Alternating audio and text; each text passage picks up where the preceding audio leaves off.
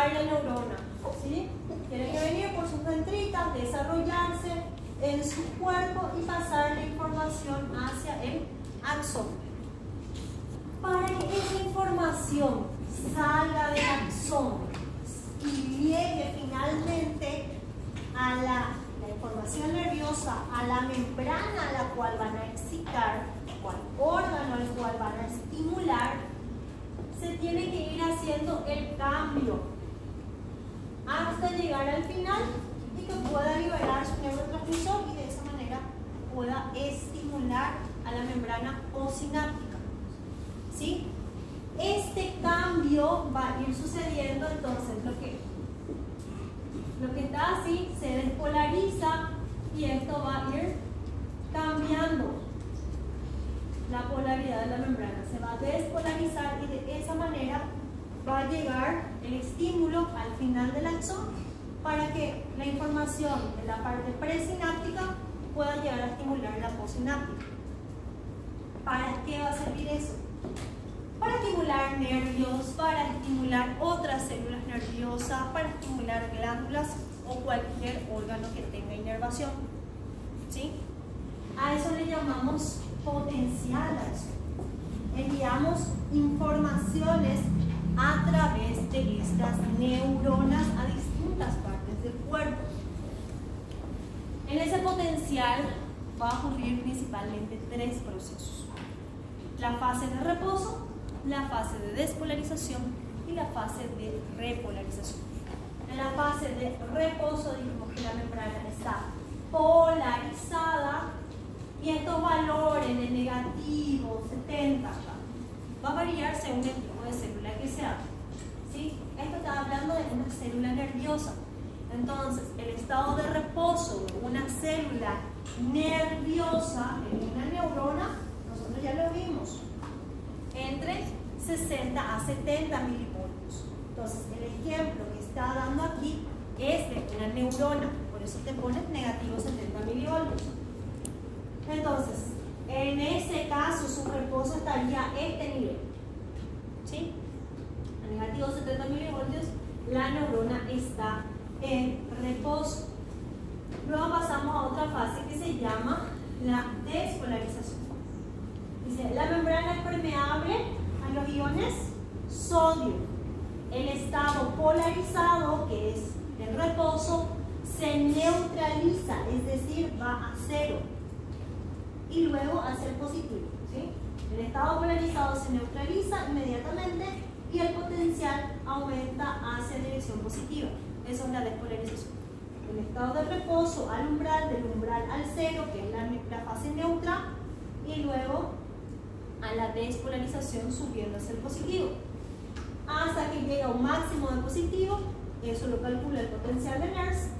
En ese momento se van cerrando los canales de sodio, se van abriendo los canales de potasio, primero los lentos, luego los rápidos, y va a descender del positivo hacia el cero, de cero al umbral, del umbral al reposo o a la hiperpolarización y luego al reposo. Entonces, a esa fase de descenso, de retorno hacia el reposo se le llama fase de repolarización y se restablece el potencial de membrana, se restablece la polaridad de la membrana. Son cosas que ya venimos estudiando.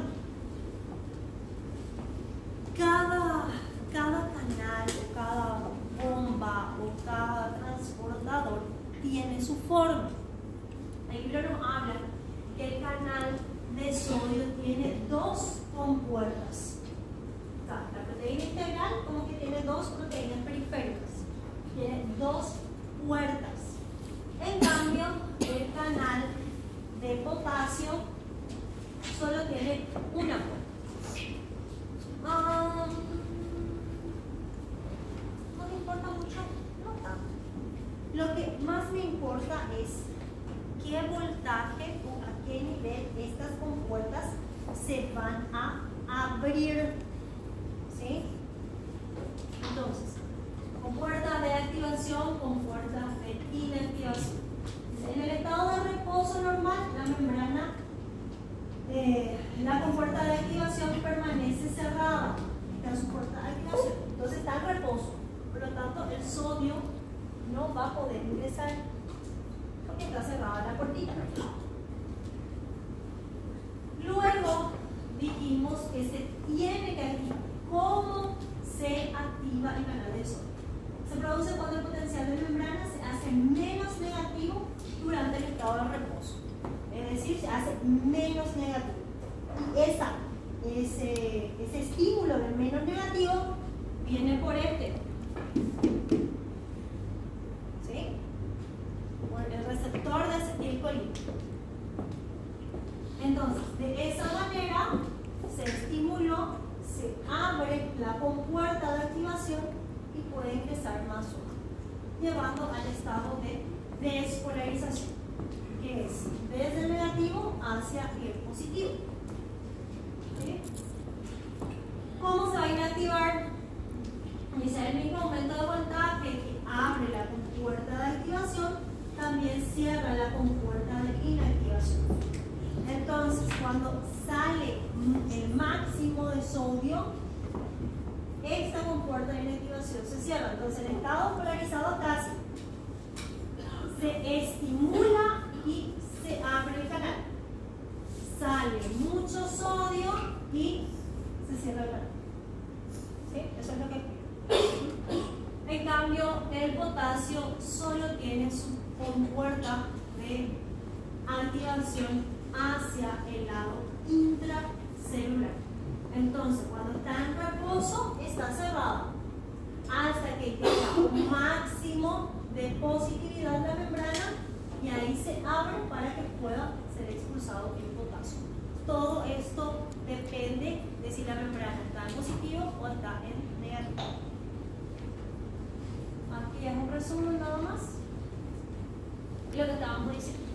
La negatividad de la membrana viene a causa de sulfatos y fosfatos y proteínas que no son difundibles, es decir, los que se quedan aquí en el interior de la célula y no salen, porque sodio, potasio, calcio, cloro salen.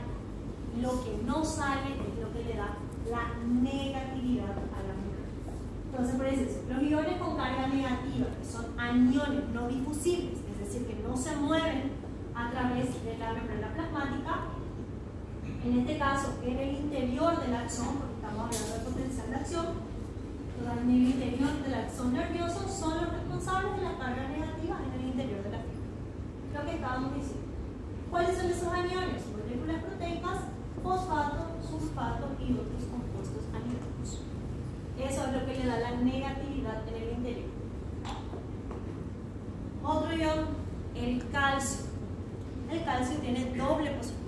Sodio tiene un positivo, potasio tiene un positivo, el calcio tiene dos positivos. ¿Sí? Entonces, mucho ayuda a aumentar muchísimo más la positividad de la membrana. Y el calcio es un ayudante del sodio en la despolarización.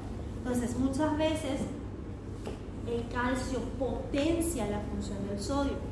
Entró sodio, pero también entró calcio, y como ambos son muy positivos, junto con el potasio que ya está adentro, entonces hacen que la membrana sea muy, muy positiva.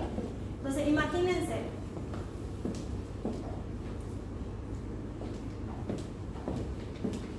aquí entró sodio, también por otro canal va a entrar calcio, y ahora tengo sodio, calcio y potasio en el interior de la membrana. Por ende, la positividad va a subir muchísimo y la despolarización va a aumentar. Pero ¿qué pasa? Muchas veces, si es que llega a faltar sodio, el calcio puede cumplir su función y viceversa. Si llega a faltar calcio, el sodio puede cumplir la función del calcio. Entonces, para asegurar que sí va a haber potencial de acción, que sí va a haber potencial nervioso y que las células no van a perder la inervación, entonces el sodio y el calcio actúan en conjunto o a veces se suplen. ¿Sí? Si no hay sodio, actúa calcio. essa história de um fazer papel do outro, especificamente nessa do impulso nervoso, né? Sí, pero no siempre es bueno para el cuerpo. Es una forma de compensar Sensação. hasta que se resuelva la causa de por qué está faltando sodio o por qué está faltando calcio. ¿Sí? Es una forma de compensación. Pero eso, si se prolonga en el tiempo, va a causar desequilibrio en el cuerpo. ¿Sí? Entonces, el calcio va a ingresar por su canal de calcio, pero puede ingresar por los distintos transportes que también vimos. Ahora, el calcio va a salir de la célula o va a guardarse en el retículo sarcoplásmico por las bombas de calcio o por el contratransporte de calcio-sodio que estuvimos viendo en la clase pasada. No se olviden que el calcio también tiene formas de regularse entrando por su canal y muchas veces saliendo por su bomba o por contratransporte. ¿Sí? Pero ¿cuál es la diferencia? Los canales de calcio, o sea, el ingreso de calcio al citosol es más lento, el sodio es más rápido. Si yo necesito despolarización rápida, voy a usar sodio. El calcio tiene un proceso un poquito más lento. ¿Sí? O sea, esas son unas de las diferencias. Ahora, si falta calcio, el sodio dijimos que puede cumplir su función. Si falta sodio, va a actuar el calcio, solo que el calcio es más lento. Si falta calcio, va a actuar el sodio, pero el sodio es mucho más rápido. Entonces, ¿qué va a pasar cuando hay un déficit de calcio, una hipocalcemia? En la hipocalcemia, el sodio puede actuar en vez de calcio, pero el sodio es despolarizante, muy despolarizante, por lo cual va a despolarizar al axón. Por ende, el axón va a enviar estímulo. Entonces, va a generar lo que es el caso del músculo. Si el músculo recibe un exceso de estímulo sin darle tiempo de volver a su reposo, no vuelve al reposo tu axón, pero tampoco estás pudiendo volver por ende al reposo tu músculo, entonces va a llegar a la fatiga porque va a pasar por un proceso que se llama de tetanio. El sistema nervioso, el axón, manda estímulos al músculo hasta que el músculo se contrae. Por eso les digo, intentar compensar. Si no se despolariza el nervio, no va a enviar su información al músculo. Se tiene que despolarizar. Solamente que tiene que despolarizarse en orden o cada cierto tiempo. Si esto se acelera, el músculo va a recibir exceso de estímulo, se va a contraer demasiado y luego va a entrar en fatiga. ¿Sí? Por eso tiene que estar bien equilibrado esto.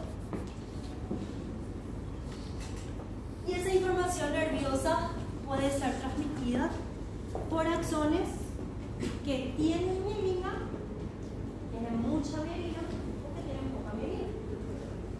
La vaina de mielina que recubre a los nervios es lo que le va a dar la velocidad.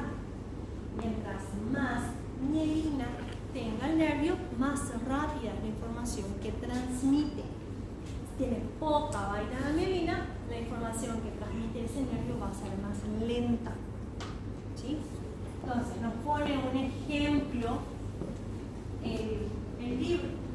Una que tiene una vaina de mielina bien importante.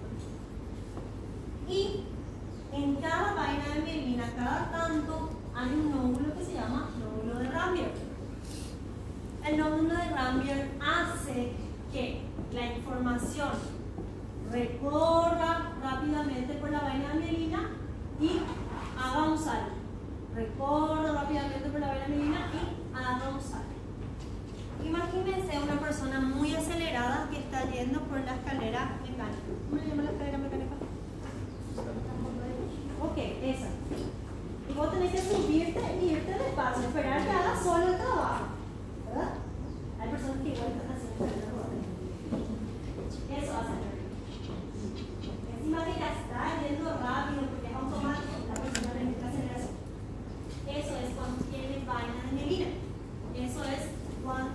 su información saltatoria por los nódulos de Ramberg. ¿Quién aquí tiene noción de espacio? A mí eso de metros cuadrados y eso a mí me cuesta. ¿Cuántos metros cuadrados te dice el albañil? Bueno, 100 metros cuántos. ¿De acá a dónde? ¿De acá a dónde sería 100 metros? Sí. ¿Y nada, acá? Hasta la otra esquina. Ok. Una cuadra. Ok. El nervio manda su información una cuadra por segundo. En un segundo, como de acá a la otra, de una esquina a otra esquina.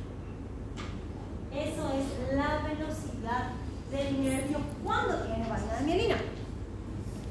Si tiene poca vaina de mielina, la información es más lenta. Apenas en 0,25 metros por segundo. Caramba. Que igual es Rápido. mucho espacio. Pero imagínense una corrida de esta esquina a la otra esquina en un segundo. Esa es la velocidad con la que llega la información a las distintas partes del cuerpo, siempre y cuando esté inervado por un axón mielinizado. Ahora, si es un axón no mielinizado o pocamente mielinizado, la información va a llegar de forma más lenta. ¿Sí? Ya después vamos a ver qué partes del cuerpo utilizan axón mielinizado y qué partes utilizan axones pocamente mielinizados. ¿Sí?